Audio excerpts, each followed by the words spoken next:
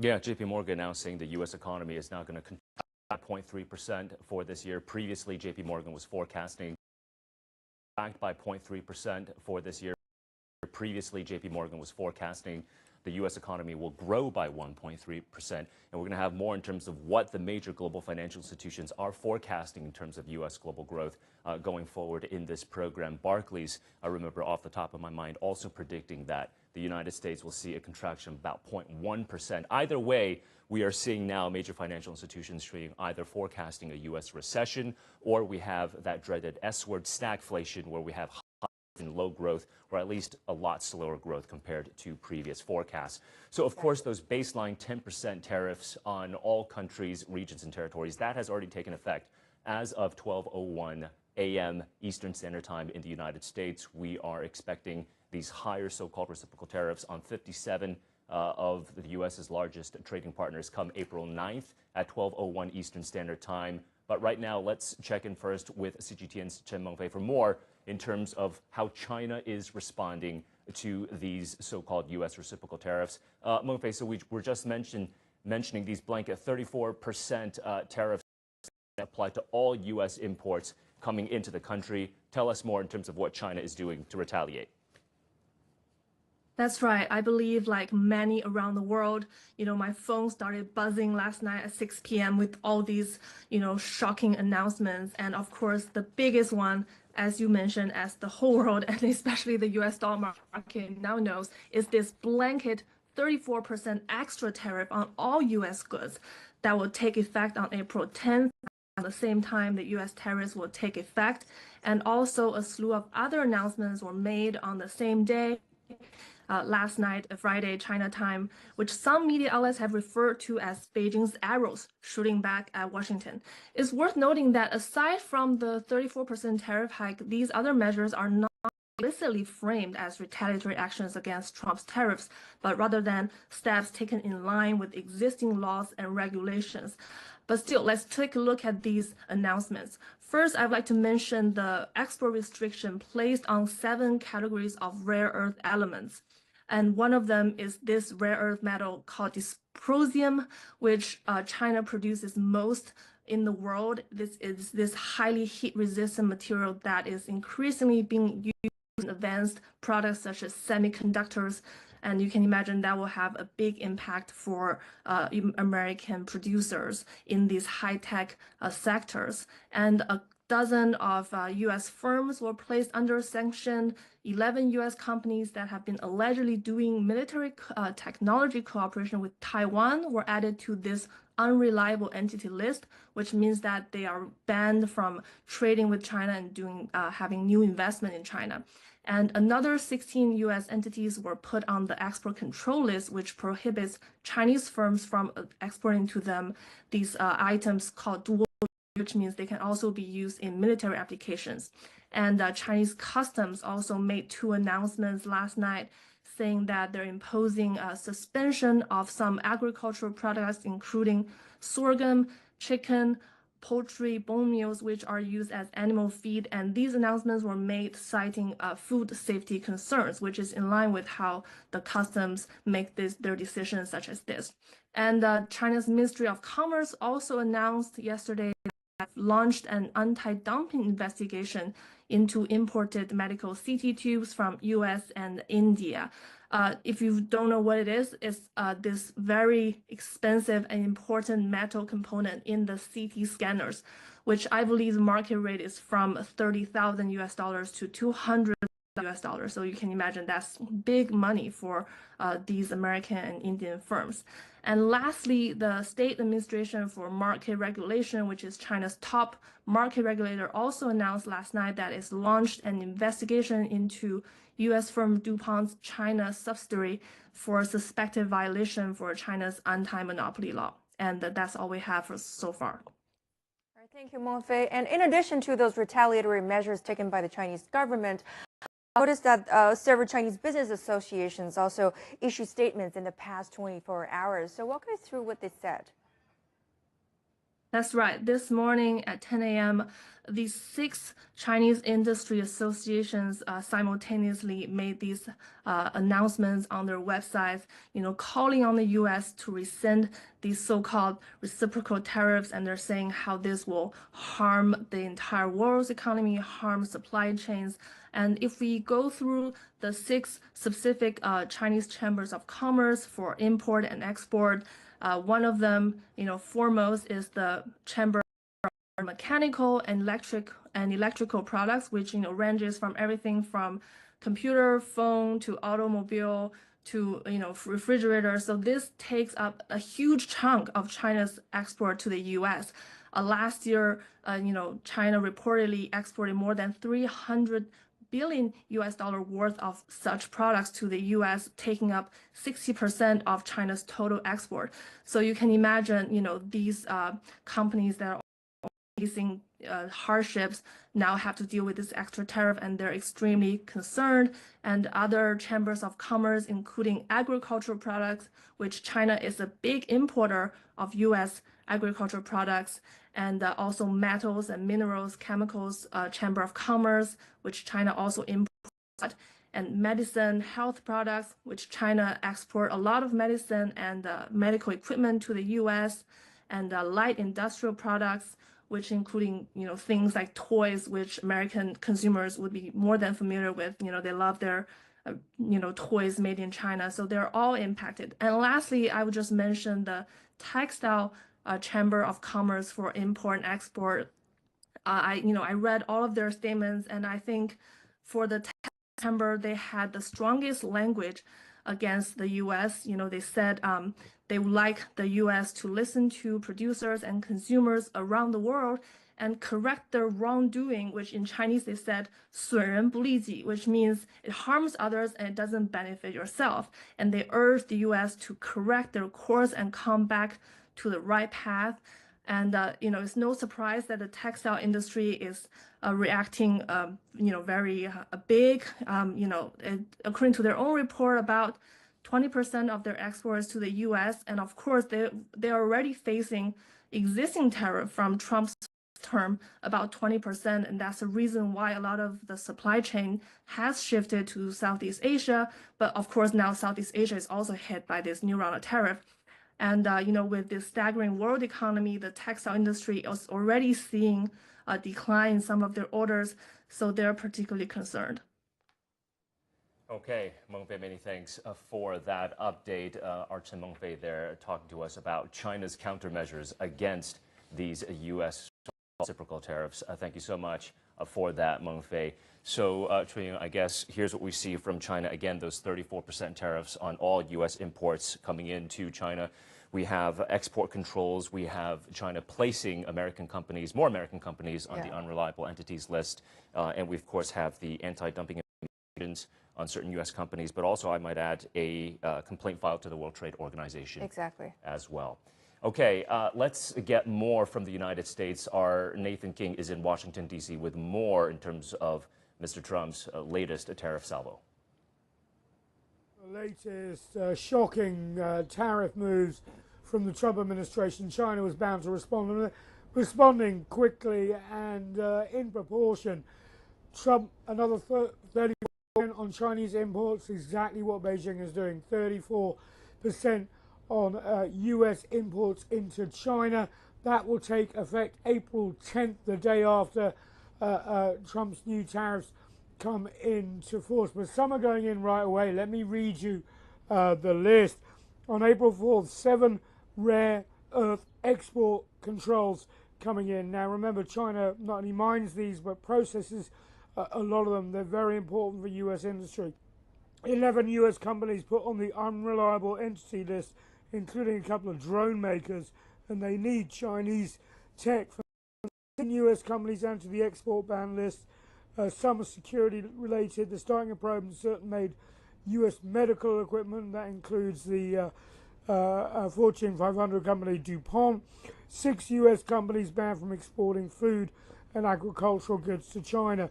The Chinese government, even though it's a holiday, issued a rare statement saying This practice of the US is not in line with international trade rules, seriously undermines China's legitimate rights and interests, unilateral bullying practice. And now Trump, of course, hitting back in his usual undiplomatic way to China, saying on his Truth Social media platform, China played it wrong, they panicked, the one thing they cannot afford to do. When the US really wanted to import a lot of its energy, and obviously China is responding. Nathan King, CGTN at the White House.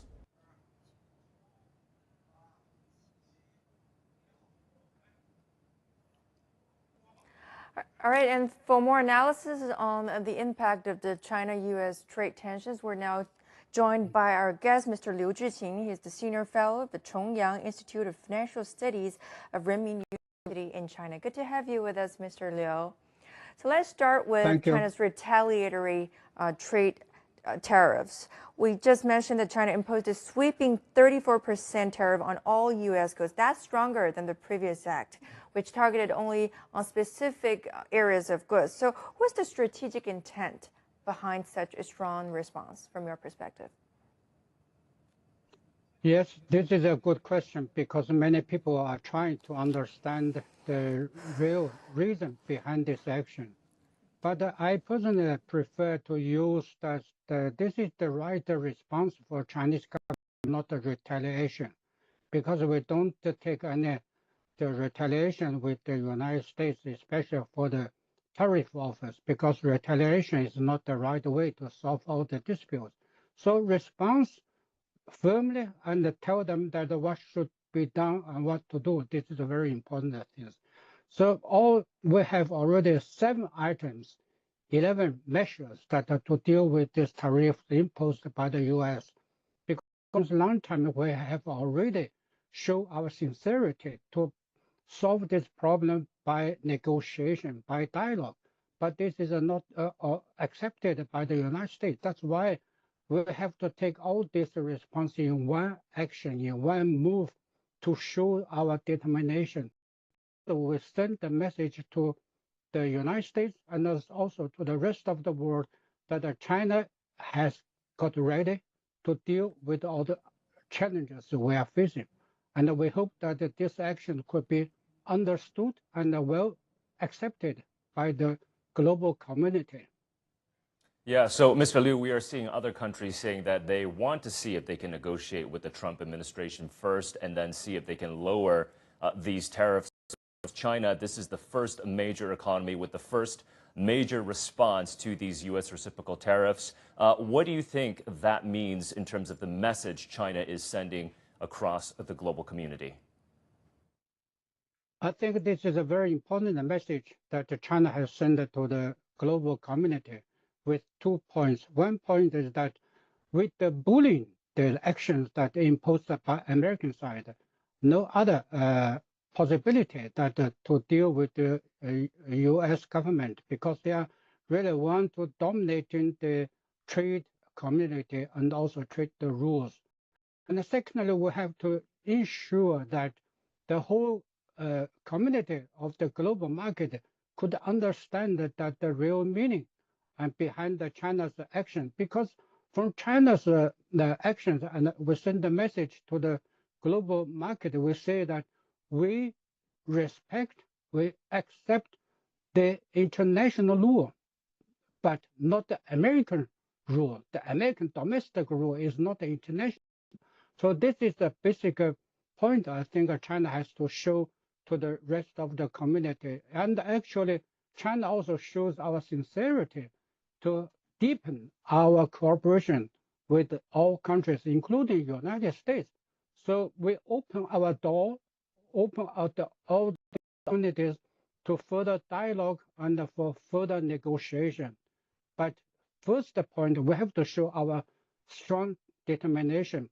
We have our full and strong response to the United States. Thank you, Mr. Liu. And also, I have another question. Looking forward, we just mentioned that we are witnessing an unprecedented turmoil caused by this tensions between the world's two largest economies. And from your perspective, looking ahead, what could that mean for the global economy? And how will this escalating trade tensions affect both China and the U.S. economy? I think from the public media or even the international response from different countries and also different politicians, they have already said that the people always show that the end of the America or the end of the globalization. They show that the action taken by the United States. So in this way, we have to pay great attention to show our sincerity, to have closer with the rest of the world, because it's important to show our cooperation method with them. Well, Mr. Liu, let me ask you specifically in terms of how well prepared China is this time around to Trump 2.0. How resilient is the Chinese economy when it comes to withstanding this latest round of tariffs from the Trump administration? This is a very good question, because as we know, China has learned a lot since years. And in the first term of President Trump, I think China has learned something. At the very beginning, that China is always that had some problems and to deal with the uncertainties and the challenges. Nowadays, I think by the past 4 and 6 years that China has gathered a lot of the experiences. And actually, we are also on the position that to have close cooperation with the rest of the world, because we see that all the countries, they are facing the tariffs. They have firmly opposed this action taken by the United States. From the scenario of the actions taken by President Trump by the signing of this bill, the Rose Garden, he shows the menu list with other countries in the menu. Who is on the table? Only the United States alone. So in this way, that China has already got good experience and prepared in all different sections of industrial. We have restructured our industrial, and also we have improved our supply chain and the industrial chain in order to deal with all these difficulties, because we diversified our products and export and import business. So in order to avoid any external pressure from outside. So this is what we have prepared in the past years. Okay, Mr. Liu, many thanks for your thoughts on all of that. Mr. Liu Zhiqian, Senior Fellow at Renmin University's Chongyang Institute for Financial Studies. Zhiying, so Mr. Liu there was mentioning how China was diversifying its exports. So if we take a look at 2017 numbers, China's exports to the United States accounted for about 17% of China's total exports. But now, fast forward, we are down to under 15%. So China is now exporting, I guess, to other countries around the world, especially to more developing economies, to prepare, I guess, for a potential Trump 2.0. Yes. Okay, of course, after Mr. Trump took office for the second term, there was a flurry of tariff activity from his administration. Let's have a review, take a look at the timeline of what the Trump administration did in terms of policy since taking office. The golden age of America begins right now. Tariffs form a central part of Donald Trump's political philosophy. He imposed them in his first term and was quick to announce a raft of new measures following his inauguration on January the 20th. Tariffs are not just about protecting American jobs. They're about protecting the soul of our country. On day 2 of the presidency, Donald Trump announced for a 25% tax on imports from Canada and Mexico, which he claimed was a response to the flow of the illegal drug fentanyl, as well as migrants from both countries. But the move has proved difficult to implement. The tariffs were introduced on February the 3rd, only to be postponed the next day.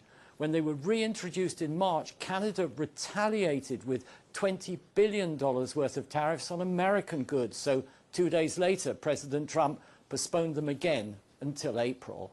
Car imports are another target in a bid to boost domestic production and sales. A 25% tariff on all cars imported to the US was announced on February the 12th to come into effect in March. But that was later delayed until April the 2nd, with a tax on car parts postponed until May. A 25% tax on steel and aluminium imports was announced in February and did go into effect on March the 12th. The European Union retaliated with $28 billion worth of tariffs on US goods, but these have been postponed to give time for negotiations. Tariffs, taxes, they are bad for business and worse for consumers. Chinese exports are another major target. On February the 1st, the US imposed a 10% tax on all Chinese goods, accusing it of allowing fentanyl exports to the US. Beijing retaliated with $14 billion worth of its own tariff on US LNG and agricultural equipment. In March, the US placed an additional 10% tax on Chinese imports, prompting further Chinese countermeasures, this time involving US food and agricultural products. If the US continues on this wrong path, then we will fight to the end. From April the 2nd, US tariffs will affect dozens of countries around the world, including Canada and Mexico, much of Europe, along with Japan, South Korea and China.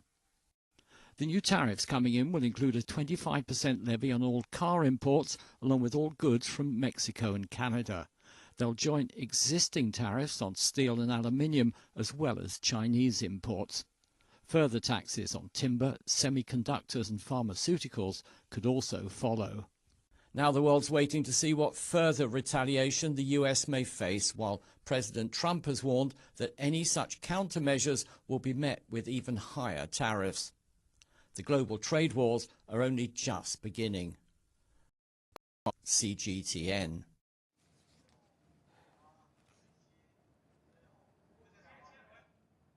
Well, Michael, to Trump's expectation, the tariff was supposed to make American great again, but in reality, perhaps that was not the case. We noticed that the Wall Street plunged for a second consecutive day on April the 4th, and also the Nasdaq Composite officially entered a bear market. So for more updates on the U.S. stock market, let's our reporter Hou Jing, who's now in Beijing. Hou Jing, fill us in.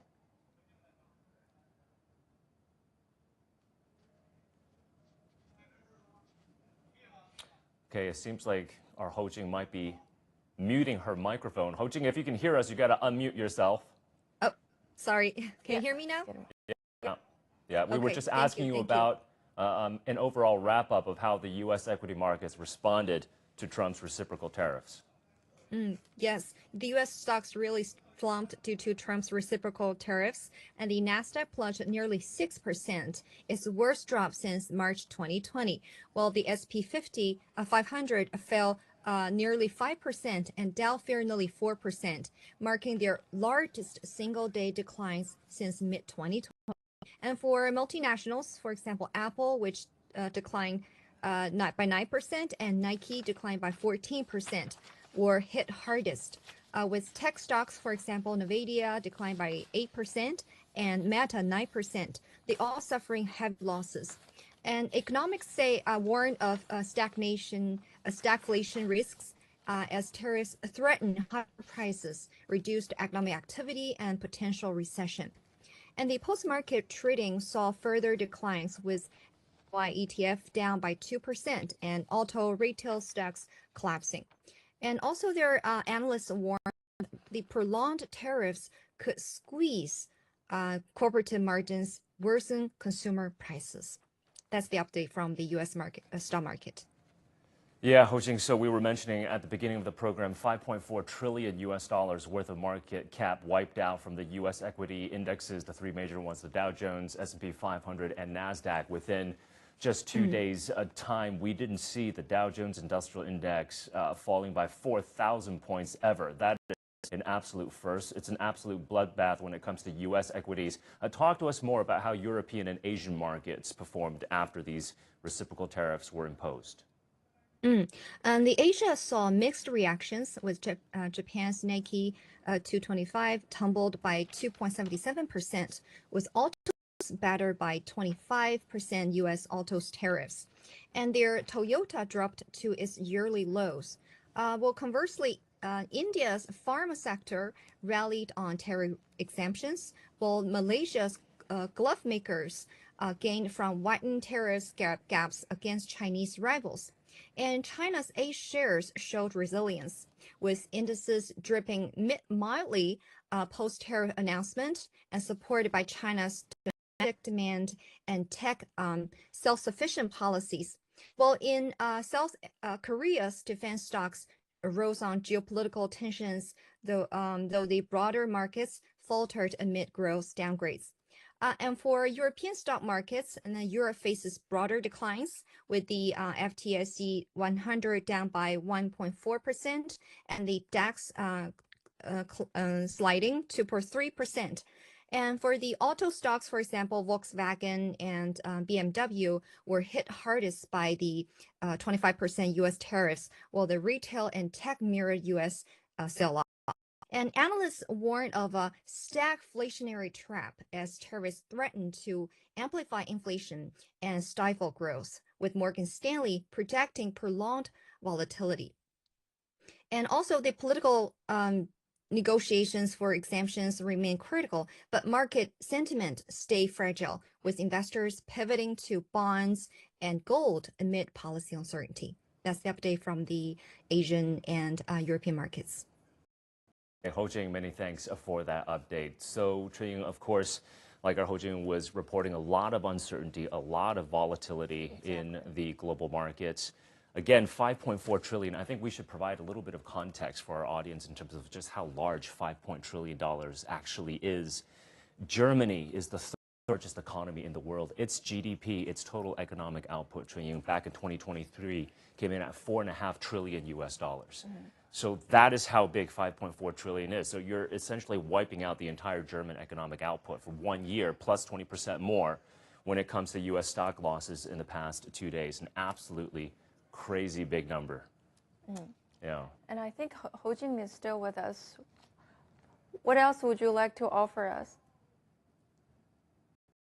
Anything else would you like to say? Any more updates from the Asian markets?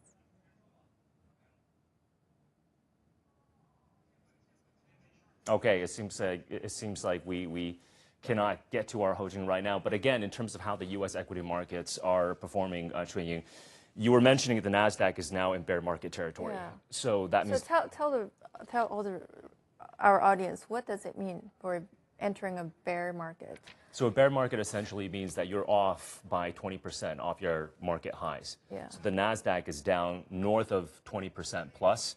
I think at its latest check, to its December highs, the Nasdaq is down by about 22%.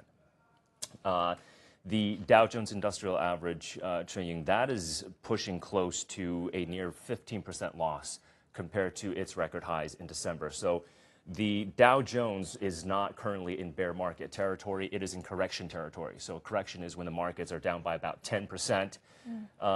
So the Dow Jones Industrial Average down around 15% compared to its record highs in December. Close to a bear market, right? But the S&P 500 is down by over 17% compared to its December highs. So the S&P 500, I think, is getting very close to bear market territory. And the thing is, with all this volatility, we don't know if the market has found a bottom. It perhaps is, but I feel, Chun-Ying, even if the market found a bottom, the uncertainty is incredible, right? Yeah. And the question is, perhaps, is what's next? Will there be an emergency talk that will lead to effective resolution? Will there be negotiation talks between Trump and other European or Asian leaders? We don't know. Or will President Trump counter with even more crazy and tougher measures? But I think one thing is clear: we're really heading toward the risk of heading toward a global trade tension is rising. And the economic stakes have never been higher. Yeah. I think what I'm going to be looking at, Chun-Ying, in terms of the next steps are how other countries will retaliate. Yeah. Right? So China has responded with its countermeasures now, but in terms That's what I'm interested in as well, yeah. Because right now, like you mentioned, are we heading towards a global trade war? We don't know. It seems likely at this point because all of these major economies are being hit by these so-called reciprocal tariffs. We're seeing this flight towards safe haven assets, like gold. And the way the United States calculated these so-called tariff rates, I think, very questionable. I think The Economist came out with an article saying that the formula that the Trump administration used to calculate these reciprocal tariffs are so random. It's like taxing you based on how many vowels you have in your name. That's how random this formula is. So like you just mentioned, I'm quite interested in what are some of the retaliatory measures that will be taken by other countries affected by the Trump's tariff. So that's why we're here today. Yeah. I mean, my concern is that the U.S. will escalate even more, right? Really? Because based on the U.S. formula in terms of how they calculated the reciprocal tariff rates, they essentially took a country's trade deficit with the U.S. and divided that by the U.S. import value from that country and then divided by 2. So that suggests for the U.S. to further escalate and further increase those reciprocal tariffs. Then the world will be more Highly crazy. uncertain, highly uncertain. Highly uncertain. Yeah. So for more on the retaliatory measures from the Asian markets, from the Asian countries, we're now joined live with our correspondent Shane, who is now in Seoul. Hi Shane, good to have you with us. So tell us, how has the South Korean market reacted to the U.S. tariff policy changes, and what are some of the impacts that you have been observed? Yeah, I've been following this rather closely the past several weeks and months. If you want to talk about how the markets reacted most recently on Friday, the market here closed with the benchmark KOSPI down about 0.9%. It was the third straight day of losses here in South Korea. But obviously, these tariffs are going to have a wide-ranging effect here in the country, a country that relies heavily on exports. In fact, 44% of the nation's entire GDP is comprised of exports, and about a fifth of that is auto exports. Just one industry, just to name as an example here, but one recent research finding by City Research showed that the effects of all these tariffs on South Korea's economy as a whole would be about a decrease of about 0.2 of an entire percentage point on the nation's entire GDP. So it's an understatement to say that these tariffs are going to have a significant effect on the country. Now, obviously, if you've been following the political situation here, that's also given investors a lot of uncertainty, a lot of means to be uncertain. But of course, with the court's ruling yesterday to finally impeach or uphold the impeachment of President Yoon, the uncertainty has been lifted. But again, with the markets reacting despite the Constitutional Court's ruling, goes to show just how of an effect investors are worried about these sort of tariffs that are going to affect the country here. Now, in terms of which industries, the industry ministry here is trying to reach out very closely to individual industries as well as companies. In fact, yesterday they held a relay of sort of negotiations and talks with the private sector from home appliances, displays, and machinery. And on Monday, they are scheduled to speak with representatives from rechargeable batteries industries, the petrochemicals industry, as well as textiles, because these are all industries that are vital to the South Korean economy. Aluminum tariffs, iron tariffs also hitting South Korea very hard. I actually attended a meeting between the country's trade minister here, or actually the minister of small and medium-sized businesses, with representatives from the aluminum industry, and their concerns are very widespread. Major companies like POSCO, or if you want to talk about Hyundai Motors, they could probably drive some of these tariffs with some cushion, but it's a lot of the secondary and tertiary markets, a lot of the suppliers, for example, auto car suppliers that don't have the means to necessarily export to the U.S. That are going to be directly hit, and they are going to be really at a crossroads of how to move forward with that. But in terms of what the government can possibly do, there are what companies have been asking the government are for export vouchers in the form of subsidies, emergency cash injections to help them stay afloat in the short term. But how this would help in the long term remains to be seen. Also, in terms of negotiating exemptions, country by country exemptions, South Korea, because of the leadership vacuum, representative has actually spoken to U.S. President Donald Trump. There have been numerous officials from the trade ministry and the industry sector here that have traveled to Washington and met with their counterparts, including the defense minister. But from the highest of positions here, South Korea hasn't had even a phone call with President Donald Trump. So there's a lot of worry here that this leadership vacuum is going to affect the country in the long term, because without for the next 60 days at least, when a presidential election will be held, that means that 60 days where there will be more uncertainty into how the country will shape its economic policies moving forward under these trade tariffs. Yeah, Shane, an absolutely not ideal time, of course, not a good time for South Korea to be facing these tariffs from the United States. So the Trump administration is placing 25% tariffs on South Korea, of course, a treaty ally. You mentioned so many sectors and industries that will be potentially affected by all of this. Autos, of course, you mentioned petrochemicals, home appliances, small and medium-sized enterprises, I think not just in South Korea, but all around the world would be impacted in terms of what these tariff policies mean from the United States. From what we understand, Shane, Acting President Han Duck-seo has held an emergency meeting regarding these so-called reciprocal tariffs. Can we expect any countermeasures from South Korea if negotiations don't really get anywhere with Washington? The U.S. president was saying that if other countries offer what he calls a phenomenal offer, then maybe we can see some movement in terms of tariff policy. But can we expect any countermeasures? Well, from the acting president himself, Han Duck-soo, his role, of course, is going to be to try and keep state affairs, not just in politics or diplomacy or the economy, but throughout all sectors, to keep sort of a steady sort of base until elections, until the next leadership or administration comes. Now, as far as what sort of negotiations or leverage South Korea may have in their bouts, and if the past is any indication, South Korea has a free trade agreement with the U.S., and it's an agreement that was renegotiated under President Donald Trump during his first term, where South Korea made some exemptions and some concessions, especially in the auto industry, where more U.S. cars would be imported here in South Korea. But a lot of the agricultural roadblocks and barriers is another area that the U.S.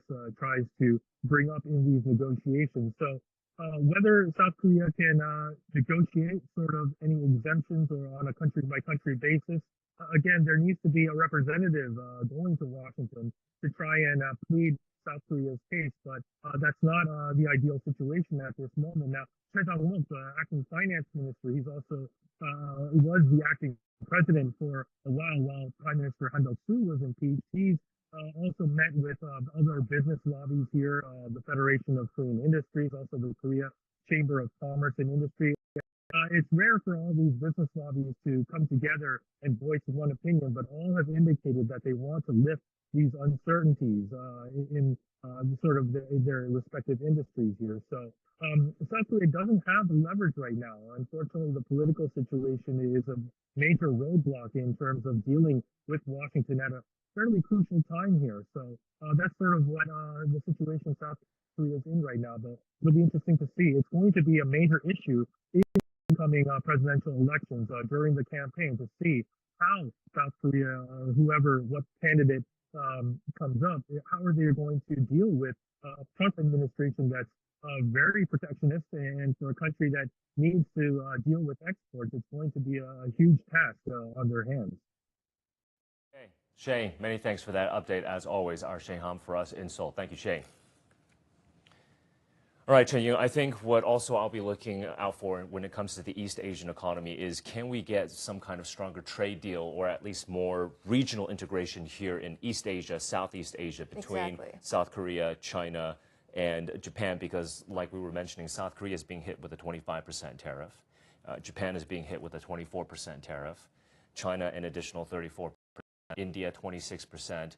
A lot of Southeast Asian countries are getting hit with high tariffs. Yeah, so we're looking at how, like, the regional integrations and how the free trade framework within the Asia Pacific region could, help the Asian economies prosper, and how to help the Asian economies realize their economic potentials. I think a positive thing right now that Asia has going for it is Asia is home now to the largest free trade agreement in the world, the Regional Comprehensive Economic Partnership. This is the largest FTA. So I think that potentially may help to offset tariffs that we see from Washington. But we know, of course, Asia is so deeply embedded in terms of global value chains. We're going to have to wait and see how all of this plays out. But at least we have a number of regional free trade agreements here in this part of the world, and also many more trade agreements currently under discussion. And perhaps, hopefully, that will, play a bigger role in generating a global trade as well. Yeah. Well, let's get to Jakarta right now. Let's get to Southeast Asia and Indonesia and check in with our Robert Lin Purba, our correspondent in Jakarta right now. Robert Lin, thanks for joining us. Of course, the U.S. is hitting Indonesia, one of the largest developing economies in the world, with a 32% tariff rate. How are the markets in Indonesia reacting? How is industry and business reacting in Indonesia right now? They're reacting very poorly. What that means is basically mass layoffs, predictably, for Indonesia, because the industries that Indonesia exports to the U.S. relies heavily on labor. For example, the textile industry, the palm oil, the electronics rely heavily on labor. So experts are saying they're predicting mass layoffs. The economy will slow. This will be a very bad thing for Indonesia. There will also be a recession for Indonesia and also other countries that are impacted by the tariffs in their respective countries. Now, the United States is a main trade partner for Indonesia. We're at $28 billion of exports to the U.S., and that already accounts for around 10% of the total exports of Indonesia. A chunk of the GDP will be lost. Stock markets will be in the reds. The rupiah will weaken, and also commodity prices will rise. So it's a very bad thing for Indonesia, and the government is trying to scramble and look for ways to solve this problem. Yeah, so in terms of the way that the government is going to solve the problem, tell us more about that. How is the government reacting? Well, as of now, Indonesia is already meeting with Malaysia, right? They're meeting they're saying they're going to safeguard the interests, of course, and they're emphasizing on ASEAN unity, as ASEAN is an economy as a whole on its own. Other countries like Thailand is also impacted at 36% tariffs. Vietnam at a very high 46% tariffs by the United States. Now, what the government what they will do is, of course, to stabilize the rupiah, to increase the purchasing power of the people. And also, Indonesia is now a member of BRICS, of the Global South. De-dollarization is also a plan to further use local currency. And also, this is a problem not just for Indonesia, but also for other ASEAN countries, which depend on trade to the U.S. as well. And they're trying to simplify regulations. And an expert was telling me that they need to look for new markets as well outside of the U.S. to export their goods to, such as to Latin America is a possibility, to Europe is a possibility, the Middle East, and BRICS as well. An alternative that this expert was telling me was about the relocation of certain production hubs. For example, Vietnam has 46% tariffs, which is higher than Indonesia. An idea is to relocate production hubs or factories from Vietnam to Indonesia, which has a lower tariff, which would make sense, which they can then export these goods to the United States. That's an alternative, but other than that, the government in general is saying that they're looking to expand, of course, trade partners, and also to increase domestic consumption, and also to boost the localization of goods, which means to downstream raw goods to be processed in Indonesia, which then will be exported. All right, thanks for your update, Robin. Great to have you. All right, thanks for that, our Robin Purba for us in Jakarta. Thank you. Right, so again, we have to take a look at these tariff rates, massive tariff rates on so many developing economies in the region. Indonesia, again, 32%. Yes. Malaysia is at 26%. Vietnam, even like our Robert Lin was mentioning, Vietnam's at 46%. And then we have Cambodia at 49%, close to 50%, and then Laos at 48%. So really, really heavy tariffs when it comes to all of these major developing economies in Southeast Asia. We're going to see how supply chains and maybe shift here in this part of the region, and whether or not we're going to see more intra-Asia trade or intra-ASEAN trade. Yeah.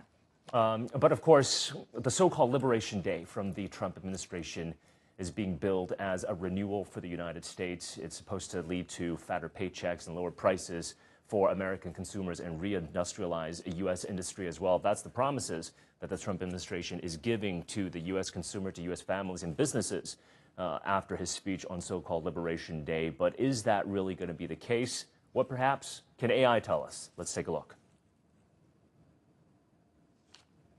On April 2nd. From this moment on, America's decline is over.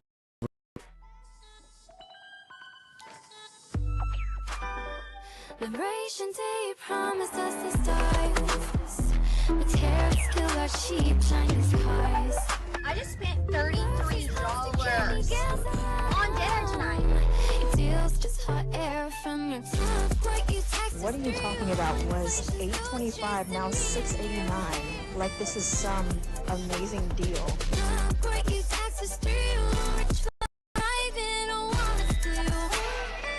Higher food prices. Are you getting sick and tired of rising food? Food prices are again going up, especially for eggs and meat.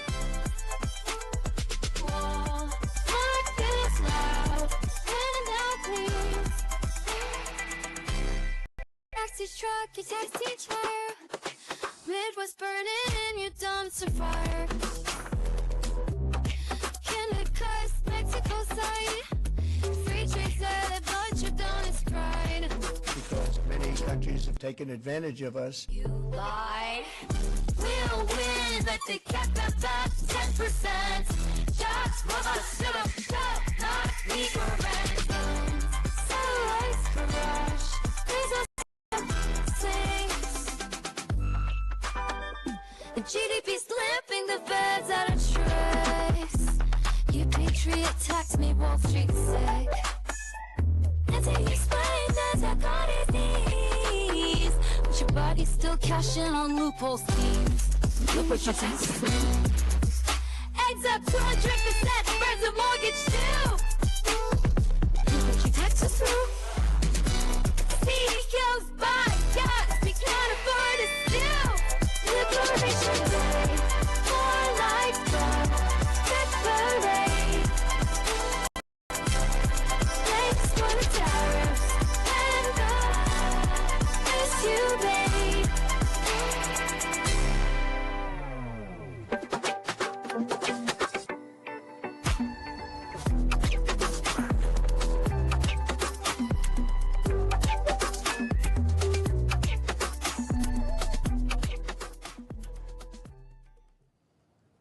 A Liberation Day is more like a dead parade.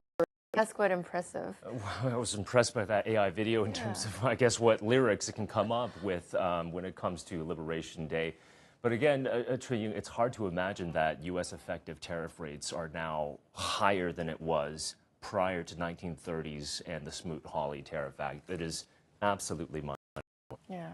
And for more analysis, we're now joined live by our guest, Mr. Einar Tengen. He is the Senior Fellow from Taiho Institute of Asia Narratives. Great to have you with us, Mr. Einar. Pleased to meet you. Yeah. So could the recent escalation of the U.S. tariffs on China exacerbate the domestic pressures in the United States? From your perspective, who will bear the cost of this? Well, obviously, the American consumer first, and then globally second. By the American consumer, what's happening is that two parts. The first part is the tariff itself. What happens is, literally when the goods come in, as you've probably already gone through, somebody has to pay that. That's the importer, and then the price increases in one form or another has to be passed on eventually to the consumer. But then on top of that, what Donald Trump has done is the dollar is now depreciating. And with the dollar depreciating, that means what you could get for $1 yesterday, if it depreciates 10%, you only have 90 cents. That's whatever you were going to buy. So this will enhance the amount of inflation that people are facing. And it's going to be very, very tough. 1/4 of all American consumer purchases are made on outside the United States. They're imports, so it's very it's going to be very, very difficult for them. And then on the global sense, what happens is you have decreased demand as the U.S., which is the largest in the world, almost 20%, as they cannot afford to buy more, and it's very expensive to buy abroad, even if they can't replace it within the U.S. because simply they don't have the kind of manufacturing that's necessary to produce these goods, whether it's shoes or clothes, etc. So globally, demand will go down. That will have a knock-on effect in terms of jobs, the economy, tax revenues, etc. And you'll have a kind of a reverse downward cycle.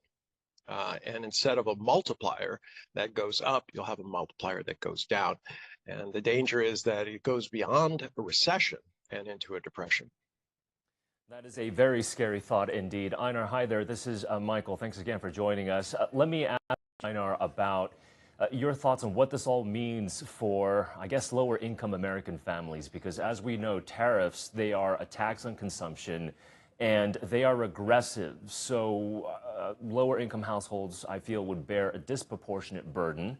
How is their outlook looking like in terms of inflation, in terms of higher costs for such a wide, broad swath of products?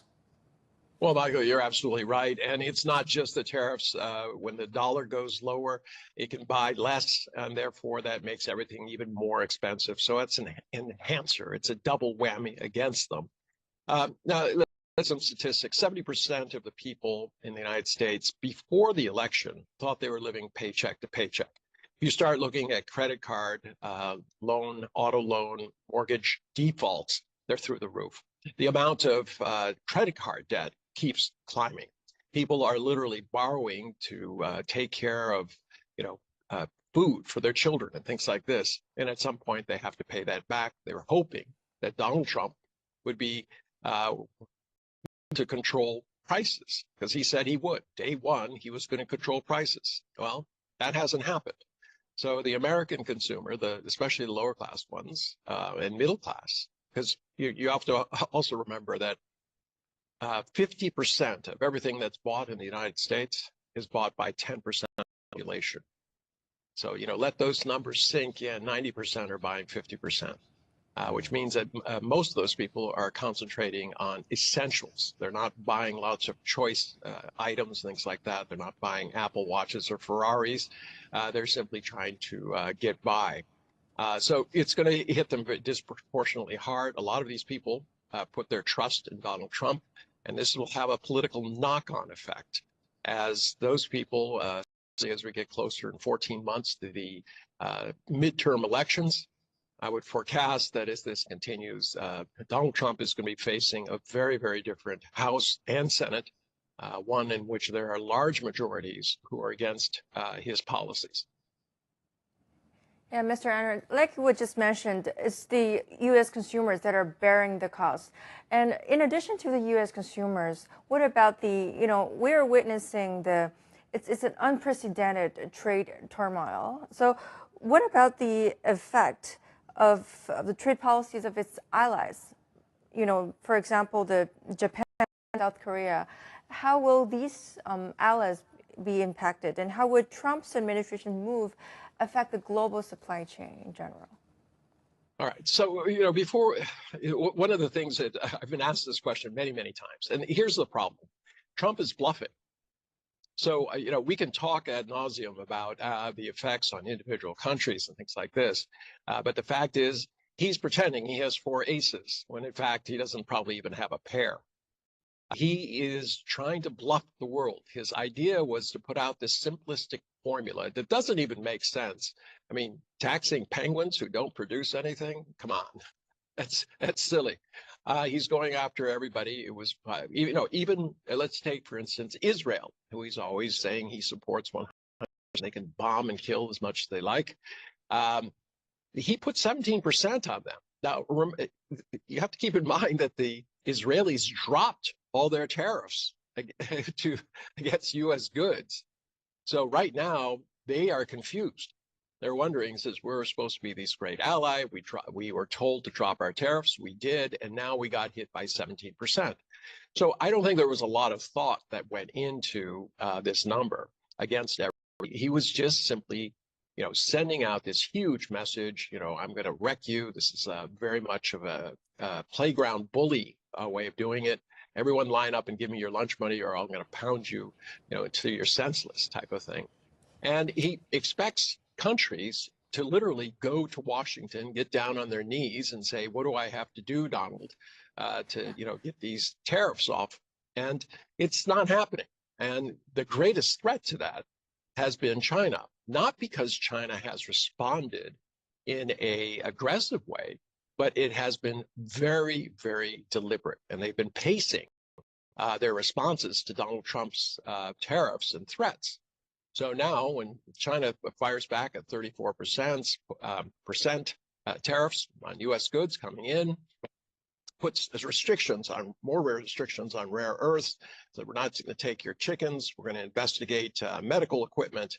All of a sudden, the world is taking notice. They understand that if you stand up to Donald Trump, as Canada is doing, and as it appears that at least some of the EU is about to do, you have a much better chance than throwing yourself at his mercy, because he doesn't have any. He doesn't feel empathy. So at this point, talking about what's going to happen to their economies, this is going to be over fairly soon. Donald Trump cannot stand the heat. Remember, this is somebody who watches television, 5-6 hours a day by his own admission. And he likes to hear good things about himself. Right now, there isn't a channel, perhaps one, that is saying anything good about what he's doing. He also always constantly monitoring the polls. He's down in the polls. And then the market. He's always measured himself against, being able to get the market up. And now the market has had historic low. $4 trillion lost in the last week, $10 trillion just out of the US markets, $10 trillion globally. This is the single greatest wrecking ball that the financial world has ever had by an individual. Remember, COVID created the same kind of controversy, but that was a natural disaster, all right? This was not done by one person. So at this point, Donald Trump is the $10 trillion man. He's going to go down in history as somebody who almost single-handedly attempted to wreck the U.S. economy and the world economy. And this is not going to go on for much longer. If it goes more than 2 months, I would be very surprised. Well, Mr. Tang, Mr. Einer, you just described China's 34% tariff aggressive. Then my question to you is that no, do you think you said that the responses? No, I said that China is not being aggressive. They're pacing. That means that as U.S. puts on tariffs, China responds in kind. China is not trying to pump up its response. It's just responding tit for tat. If you do this, we will do that. It's showing very clearly that China is taking measured steps. And do you think that China's tit-for-tat measures could lead to more retaliatory tit-for-tat measures from other countries? Yes, I do think so. I think that China's example of standing up to the bully is going to rally other countries, not necessarily to stand with China, all right? Maybe ASEAN would, but there are effects that are going on. Look at BRICS. BRICS could take a position. You could have South America, Africa, ASEAN itself, the central stands. Central could take a stand on this. A little more difficult to see exactly what's happening with Europe, but they might join in. But my point being, if there was a coordinated response to Trump's tariffs by these countries, even if there were 3 or 4 different ones, it would speed up the end of this kind of nonsense. Trump cannot, all right, take the beating that he is getting in the polls, in the market, and on the news wires. He will back down, and you already see this. I mean, he's talking about TikTok. He's going to trade TikTok for the 34% increase in tariffs on China. That doesn't even make sense, right? You don't trade a private enterprise deal for if you think it is a national priority. So right now you see Donald Trump trying to figure a way out of this. Because he's gotten in too deep. And it's so many things. I mean, people are laughing at the idea that he's going to put massive tariffs on the uninhabited islands where penguins live. Yeah, it is kind of confusing, Einar, because you mentioned, look, these are sweeping tariffs on uninhabited islands, penguins, I guess, so inhabited to a certain degree. Also, when looking at this full tariff list, Saint Pierre and Miquelon, which is a French overseas territory, getting absolutely hammered by U.S. reciprocal tariffs at 50%. So last time I checked, this French overseas territory, a few islands, maybe about 5,600 in population. Main industry is just fishing and then maybe a little bit of tourism. So there is, I guess, a lot of confusion, again, in terms of how the Trump administration came up with this formula in terms of reciprocal tariffs and sort of its stance towards all countries, regions, and territories, this blanket tariff. And I'm wondering, Einar, what this means overall for U.S. credibility going forward. So we don't know how the Trump administration will respond if countries respond to these reciprocal tariffs. But then let's assume the Trump administration, so after this round, the second Trump administration, a Democrat administration comes in. But after this Democratic administration comes in 2029, after that, another protectionist U.S. administration comes in. I mean, what then? It seems like there's a lot of uncertainty in terms of how the U.S. will approach global commerce going forward. Okay. And Michael, you hit it right on the head. I mean, it's about reliability. And this is really what is going to be the long-term damaging factor. The U.S. is not, people look at it and say, well, we have no idea what's going to happen. It's just as you said, one administration goes, another one comes in. It's like a seesaw, right, left, and nothing actually gets done. But there's a tremendous amount of damage to the international, trading system, logistics, the rule of law, etc. So, yeah, the countries have now had an epiphany. They do not want to take the U.S. on directly. It just doesn't make sense. But they're going to figure out a way to be less reliant. Now, here's the United States was the one who's saying, oh, don't get close to China. You don't want to be relying on them. They're terrible. They have debt trap diplomacy, all this kind of nonsense. It wasn't true, but here we have a classic example of the kettle calling the frying pan black, in the sense that the U.S. is doing exactly what it warned everyone else that China would do. In fact, China hasn't. China has opened up. China is open for business, all right? And businesses are taking notice. And right now, it's not just countries who are looking at this and saying, okay, the U.S. is unreliable, perhaps even a rogue nation. The businesses are saying we can't rely on the U.S. All right, we have to make other plans. We're going to have to diversify. We're going to have to factor this in, that there's going to be this seesaw politically in the United States, with right, left going at it, nothing getting accomplished, debts growing. Because remember, while this is happening, Michael, what we have is the Congress is pushing through $4 trillion in tax cuts that are disproportionately going to be helping the very wealthy. This is politically, this is suicide. Giving yourself money when you're taking out of the pockets of the very poor and the ones who can't afford it, to give it to people who already have too much. This is going to boomerang on Trump, and that's why I'm saying, very short, I can expect him to say, well, I've taught everyone a lesson. I've shown them I'm very serious. Now we'll do something else. Yeah, I know. I think the contrast is extremely stark. We see these unilateralist protectionist policies from the United States, and we see here China taking unilateral actions as well. But like you alluded to, taking unilateral actions to open up its economy, visa-free travel policies as well. Einar, before we let you go, I do have one final question for you, because you mentioned these tax breaks. The U.S. has a massive and growing trade deficit. The country's national debt is absolutely going bonkers, I feel, with these deficits and these tax cuts. What does all of this mean? And again, with the tariffs as well, what does this all mean, you think, for the position and the future of the U.S. dollar going forward if we still have all of this uncertainty when it comes to how this trades and treats its major trading partners? Well, Michael, this is the other shoe. Donald Trump is heavily influenced by Robert Lighthizer. He was the previous and now current trade representative. So he laid this all out about 12 years ago. And he's the one who's been whispering in Trump's ear, this is the magic formula to bring back, America to the golden age.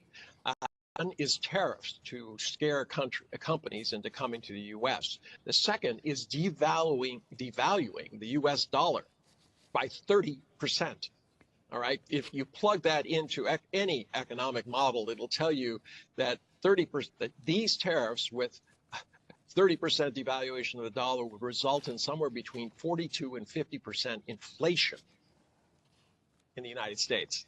And if that happens, look, the dollar as a stable currency is out the door. Who is going to trust putting their money into treasuries if they know that at any given time those can be halved? I mean, can be severely impacted. 70 cents on the dollar. You're losing 30% of your money. No one will do that. And that's why Trump has been pushing on this. Say, don't put your money anywhere else. You got to put it in U.S. Currency. And if you don't, I'm going to put more tariffs on you. But he's overusing. This is the little boy who cried wolf. All right. He keeps using that tariff stick, but it's over. He can't make it stick.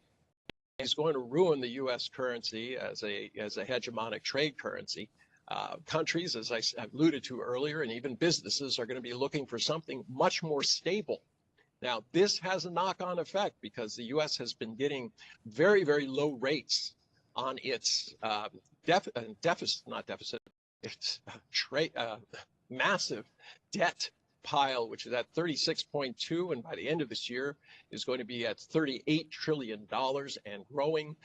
The $4 trillion that I was talking about, more than the $3 trillion of that is unfunded. So it's going to be added to the debt pile. So you start looking at this, all of a sudden, okay, no one wants to hold dollars. You have this ballooning debt. That debt is going to have a factor of risk in it because it keeps growing and people say, well, maybe they won't pay me back.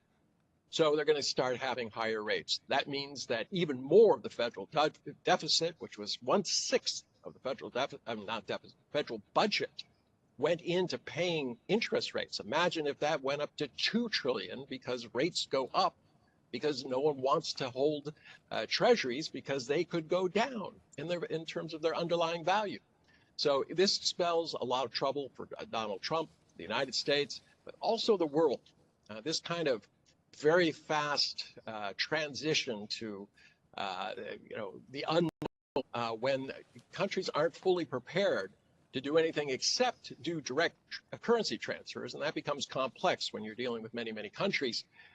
This will have a knock-on effect throughout the world, but this kind of confusion, the uncertainty that it creates, it is depressing anybody from going ahead with real investments, and that's going to affect jobs. And as I said, this negative economic multiplier is going to hit everybody. But first and foremost, this is going to hit the United States the hardest.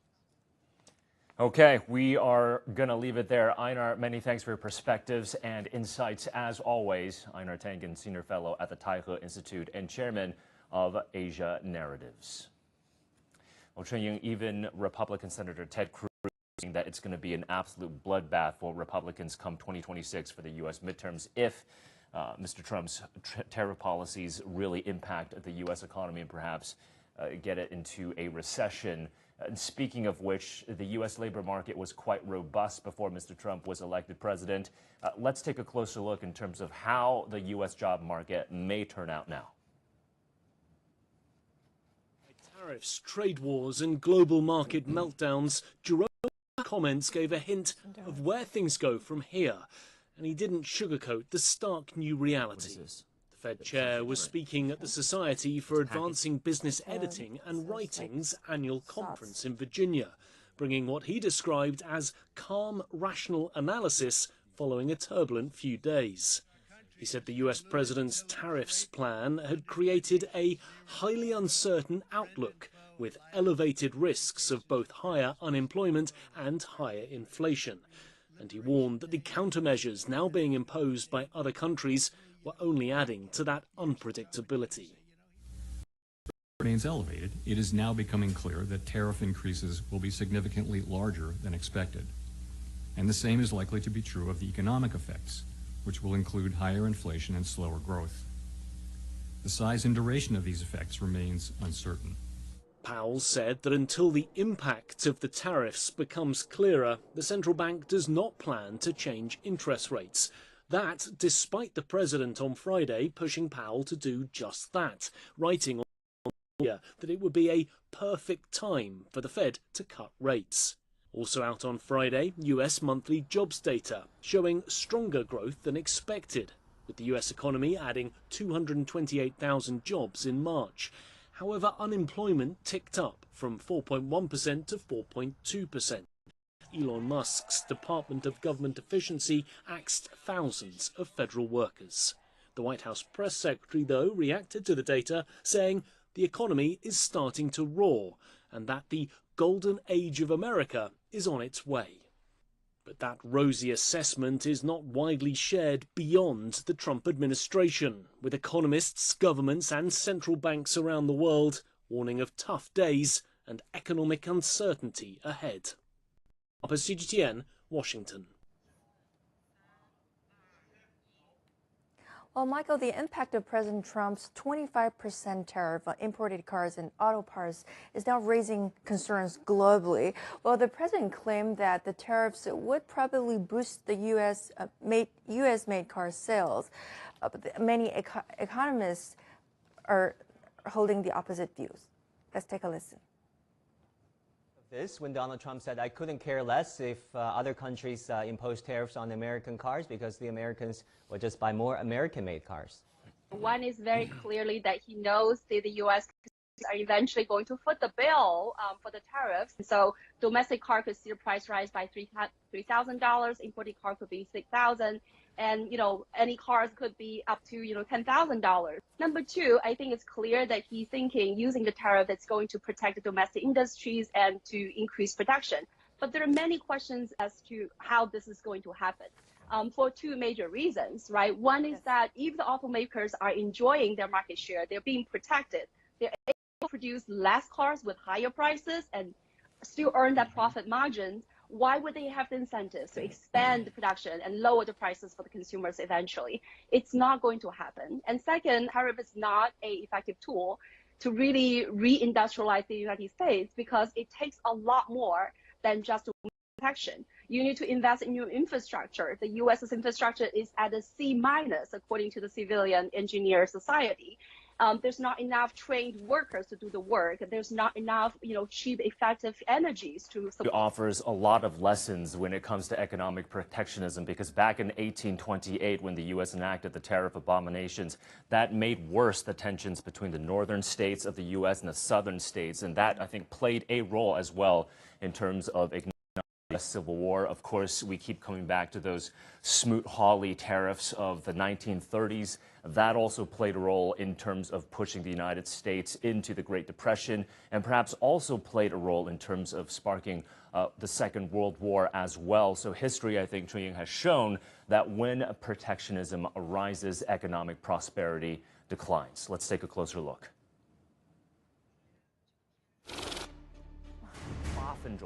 Reciprocal tariffs on countries throughout the world. Reciprocal. That means they do it to us and we do it to them. I think tariffs are the most beautiful word. I think they're beautiful. It's going to make us rich. The protective tariff policy of the Republicans has been made and made. The lives of our countrymen brighter and brighter. There'll be jobs in every part of the country. Red states, blue states, cities, small towns, rural communities, tribal communities.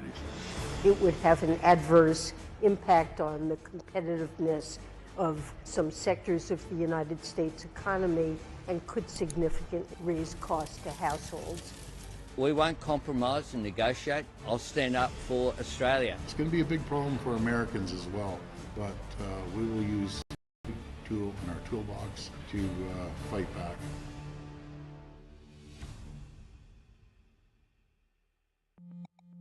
American politicians love tariffs. They treat it as a magic elixir that solves all their problems. But in reality, it is a poisoned chalice that destroys the very economy they claim to protect. Importers pay the tariffs, but the people who actually bear the costs of the tariffs are usually the consumers, those buying the goods subject to the tariffs, whether they are individual consumers or companies importing components or resources for their production. Those are the ones that bear the higher cost, and those costs affect their ability to make a profit and stay in business. The American people are well aware of the inevitable price increases to come. They have already begun stockpiling the goods they need.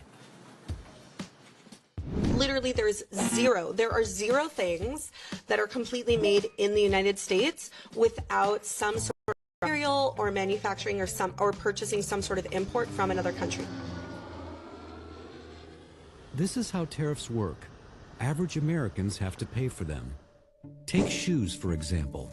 According to Footwear Distributors and Retailers of America, 99% of all shoes sold in the U.S. are imported. China accounts for over 60% of all imports. In 2018, tariffs were imposed. That means that in 2023, Americans paid an extra $9.3 billion for shoes. $9.3 billion just for shoes. What if there are tariffs on everything? The only thing they do is bring down the standard of living in the United States, and there are a variety of other negative aspects in addition to bringing down the standard of living. And you get a lot more corruption because you get the politicians involved in setting the tariffs and the trade restrictions and protectionism, and people don't like that. And so what do? You hire a lobbyist to try to become exempt from the tariff. The exemptions, the tariffs were increased, but the exemptions for various groups went up tremendously. And why were the exemptions made? Because lobbyists were paying politicians to vote for exemptions. So it fuels a lot of corruption. In 2018, more than 1,100 economists signed an open letter to Congress opposing the move, warning of price hikes and a decrease in U.S. exports.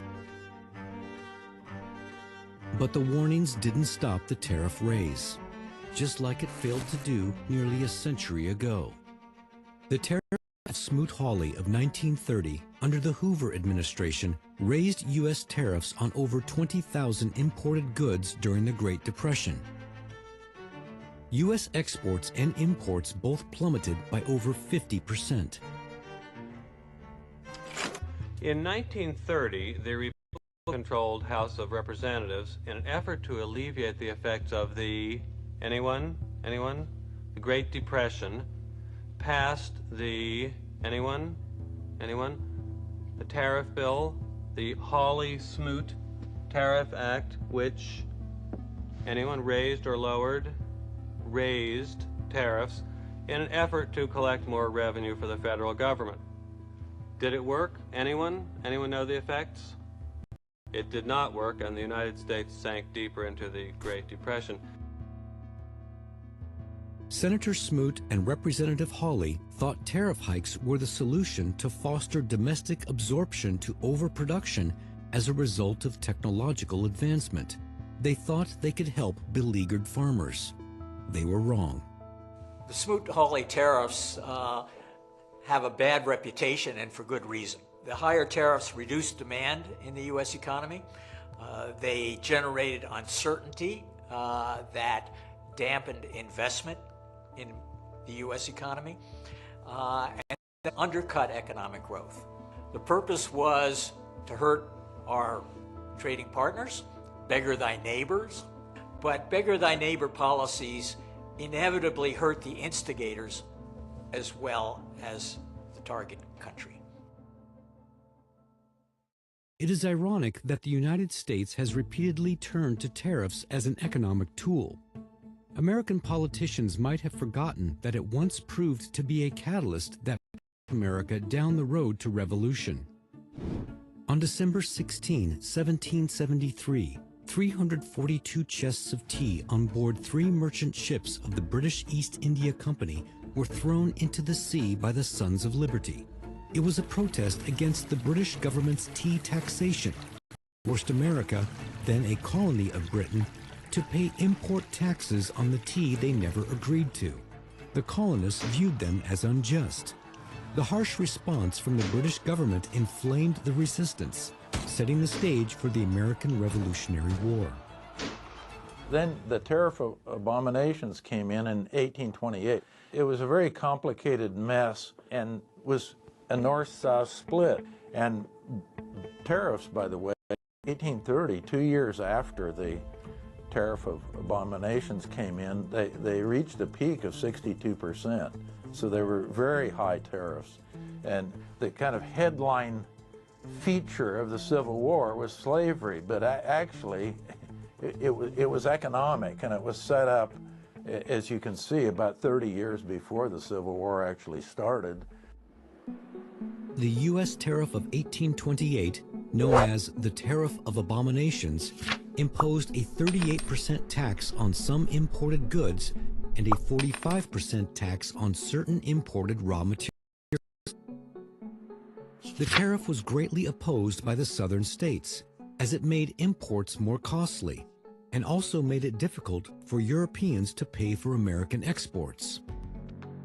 It fueled the divide between the industrial North and the agrarian South, a division which would eventually lead to Americans turning on each other. From Revolution to Civil War, from the Great Depression to today, America's tariff continues to haunt its economy. History's verdict is clear. When protectionism rises, prosperity falls. All right, let's get more on these U.S. reciprocal tariffs and what it means for the U.S. economy and the global economy, and bring in Professor Mahoney, who is a professor of politics and international relations at the East China Normal University. Professor Mahoney, thank you for joining us on our program, and thank you for your patience. So we've had a lot of time now to digest what President Trump said on so-called Liberation Day and these reciprocal tariffs. Give us your overall takeaways from all of this. Well, I think the first thing is, that some estimates indicate that it could raise costs for American families by as much as $3,500 a year on average. Further, as you noted previously, some scholars are pointing to these tariffs and the previous American experience with the Smoot-Hawley Tariff Act in 1930, which is believed to have doubled American unemployment and pushed the U.S. deeper into the Great Depression, while also contributing substantially to the broader global depression that only abetted during the Second World War. Second, we don't yet have a clear idea whether or not Trump would allow the chaos to continue down such a dark path. On the one hand, some experts believe it would take a year for such costs to accumulate against Americans. Others believe he needs American voters to see positive results within a year and a half before the midterm elections, or risk Republicans losing control of Congress and thereby rendering him not only a lame duck, but also subject to vicious Democrat-led congressional investigations. Now, we know that voters are very fickle in the United States. They're very sensitive to inflation. This is one of the reasons why they abandoned Democrats and brought him back to office. My guess will need to be adjustments to this policy sooner rather than later to avoid worst-case scenarios, meaning he'll have to seek deals, offer exemptions, or make concessions. Alternatively, he could choose to go to war, which unfortunately is what some of his predecessors have done under such circumstances. In the meantime, in addition to a global recession, we'll face increased risks for black swan events, especially those related to the U.S. abandoning its commitments to foreign aid, public health, security, and efforts to mitigate climate change. Third, I think the global trade system has to find a new common ground without the U.S. Unless the WTO can find a way forward without Washington, because let's face it, the U.S. hasn't been a responsible member since the first administration. Then we should assume that the global trade system needs will need to be addressed through other mechanisms, which can be developed as necessary through RCEP, ASEAN, BRICS, and so on, as well as through stronger ties with the EU and others who remain fundamentally committed to a multilateral rules-based order.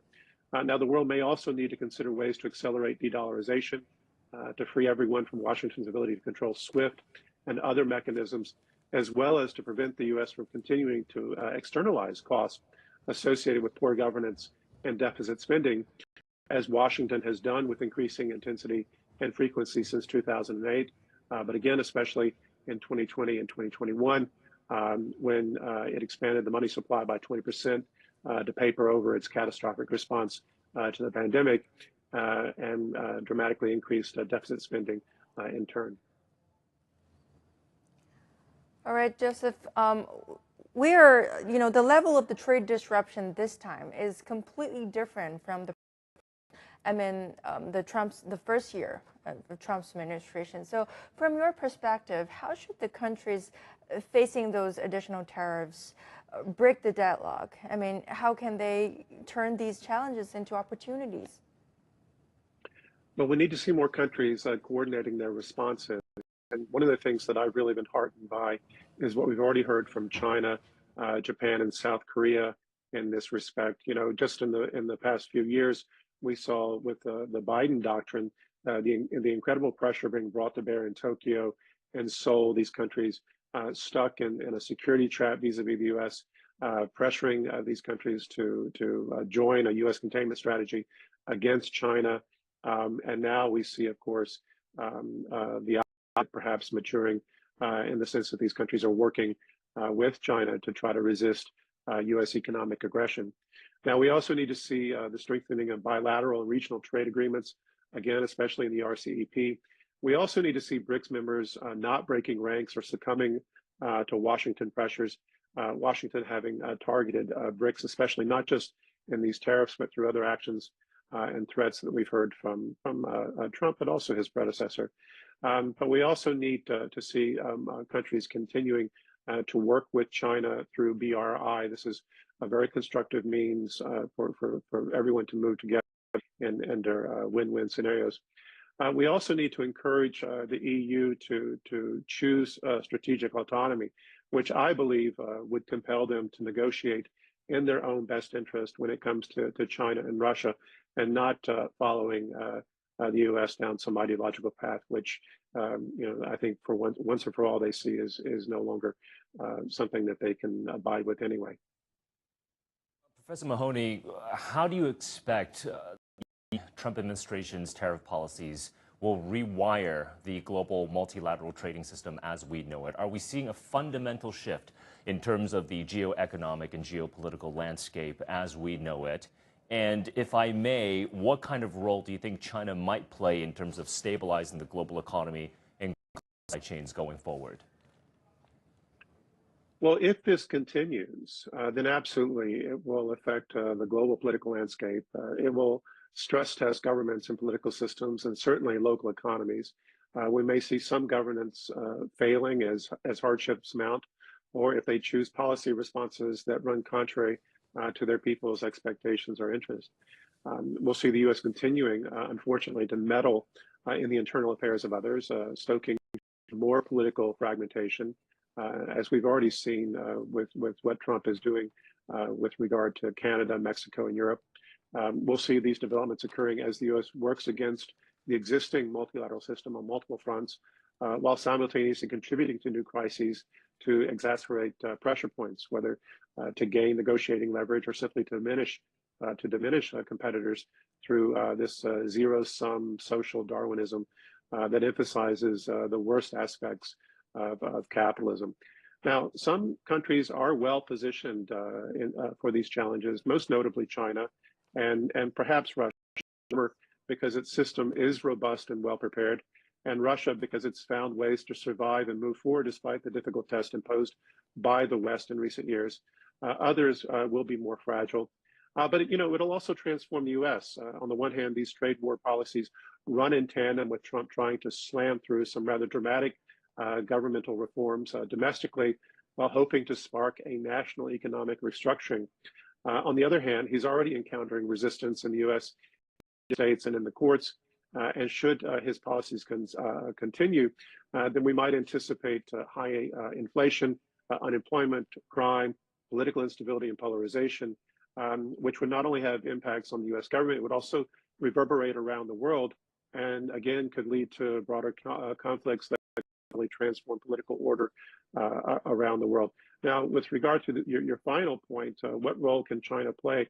I think what we have seen from China, particularly in the new era associated with President Xi, as China has reemerged on the national stage as a major power and has committed itself to a principles-based foreign policy, and above all, playing a clear role in supporting win-win solutions by helping countries in the global south, but also reaching out to others to foster peace and development. I think that China has demonstrated that it is the reliable partner, that it is the mature political system that other countries can count on. Now, that doesn't mean that countries can, try to exploit China or push China around or play games, but certainly I think people need to realize that China is really the one country that can help them survive this onslaught, and not just this onslaught, but also the challenges associated with climate change, which I believe are the most pressing in the world, and quickly accelerating and mounting, given China's commitment to resisting climate change, as well as fostering green innovation and development. Yeah, the Trump administration once again signing that order to pull out of the agreement. We'll see what happens to the global community's collaborative efforts to tackling climate change if we have the world's largest economy once again pulling out of the Paris Agreement. Professor Mahoney, we're going to leave it there. Many thanks for your insights and perspectives on all of that. Professor Joseph Mahoney, Professor of Politics and International Relations at the East China University. Thank you for your time. Thank you. Well, Chunying, of course, China has responded to Mr. Trump's tariffs, but we are seeing leaders in countries around the world also thinking about countermeasures. So Canadian Prime Minister Mark Carney also saying that Canada will respond. Of course, Prime Minister Carney saying that the old friendship, the old trading relationship between Canada and the United States is effectively over. Prime Minister Carney also saying that Canada has about $5 billion worth of auto tariffs ready to take against the United States in the coming days. And meanwhile, the French President Emmanuel Macron also called for a suspension of investment in the United States after Trump imposed 20% tariffs on imports from the European Union. And also, France's Minister of Foreign Trade has urged solidarity among firms and criticized Trump's move as causing a recession. Right. So we will see how the European Union will respond. Of course, European Commission President Ursula von der Leyen saying that she would try and perhaps negotiate with the Trump administration first and then impose countermeasures. But let's take a closer look in terms of how the EU might respond. Speaking on Friday, the President of the European Commission, Ursula von der Leyen, stressed the importance of unity in the face of tariff-induced global turbulence. President Donald Trump's announcement on Wednesday continues to rock global markets. The European Union, like many regions, is trying to steady the ship while deciding its next move. Uncharted waters here. All we can do as the European Commission is fulfill our treaty role, fulfill the responsibility given to us by our member states to drive forward EU trade policy in the best interests of European consumers, in the best interests businesses. Well, the talking has begun. The European Union's top trade negotiator, Maroš Šefčovič, had a call with members of the Trump administration on Friday. The EU is determined to work with Washington to lessen the impact of the new tariffs, but if dialogue fails, the trading bloc has not ruled out imposing counter-tariffs, as China and Canada have already done.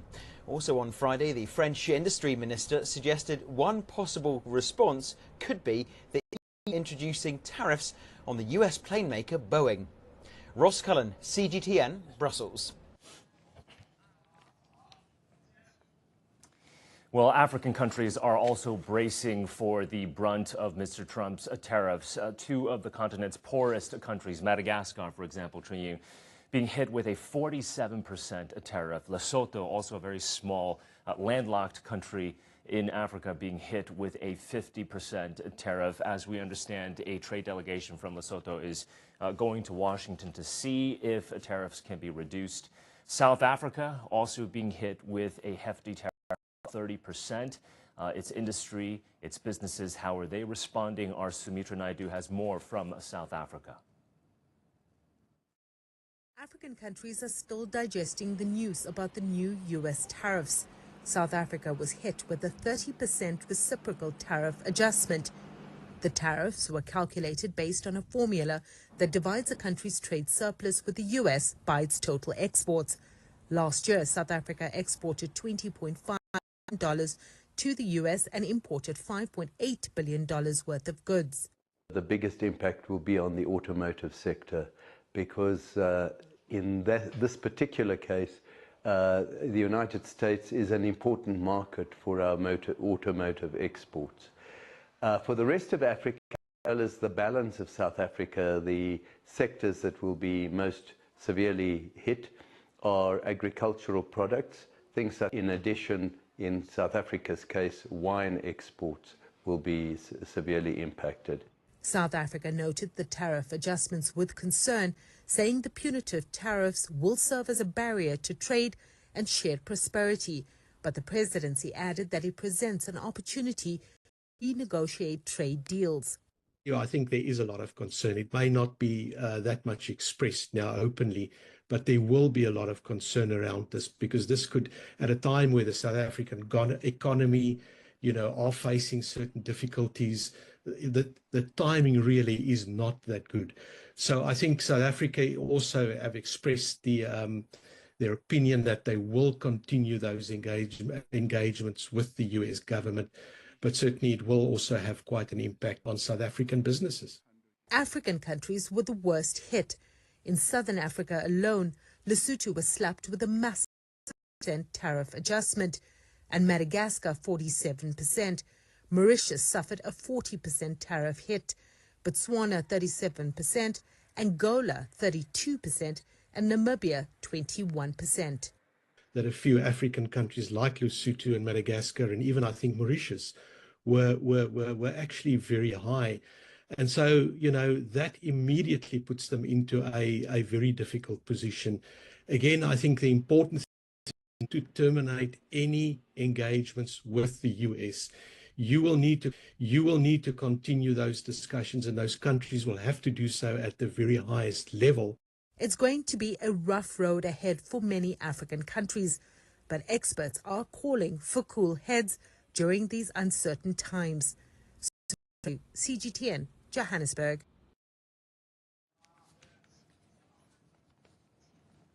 All right, Michael. It seems like everybody is feeling the pain, and there are fears that this trade disruptions could definitely sap the business confidence globally. And the JP Morgan earlier has raised its odds for a global and economic recession to 60% from the previous 40%. S&P Global has also raised its forecast for a U.S. recession to between 30 and 35% from 25% in March.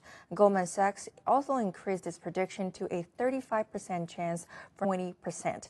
Other research firms, including Barclays, Bank of America, Global Research, Deutsche Bank, and RBC Capital Markets, also warned the U.S. economy faces a higher risk of slipping into a recession if Trump new new levies.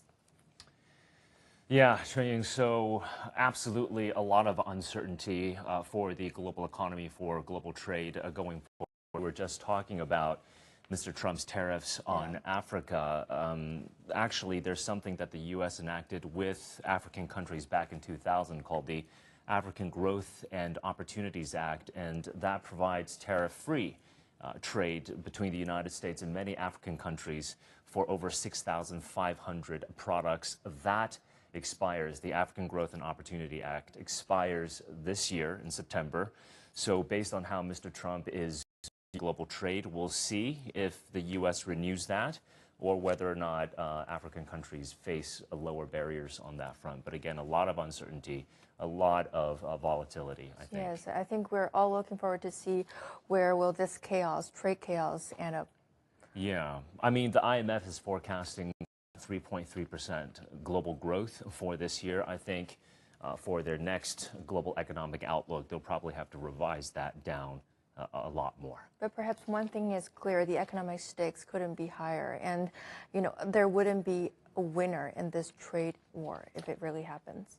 I mean, there is certainly no winner because according to standard economic theory, tariffs do exactly the opposite of what they intend to do. It doesn't shrink the trade deficit by much, if at all, because it's really about how much you spend. If you spend more than you produce, then you're going to have a trade deficit. So in the United States, families save a lot less relative to other major economies. It consumes a lot more than it produces, so it's going to have a trade deficit with other countries. We're going to see if businesses come back and reindustrialize the United States. Of course, that's going to be a lot of cost, a lot of greenfield investments going back to the U.S. Amid all of this policy uncertainty. Again, a major question mark.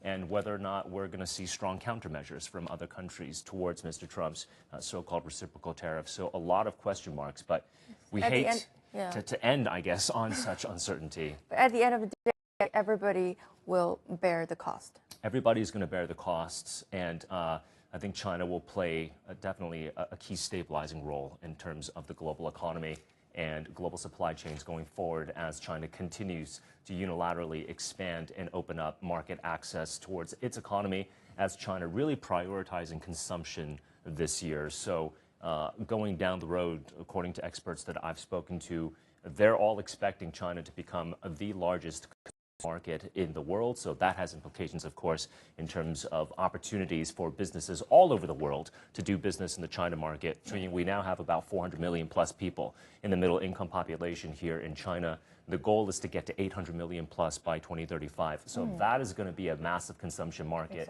for the global businesses all around the world.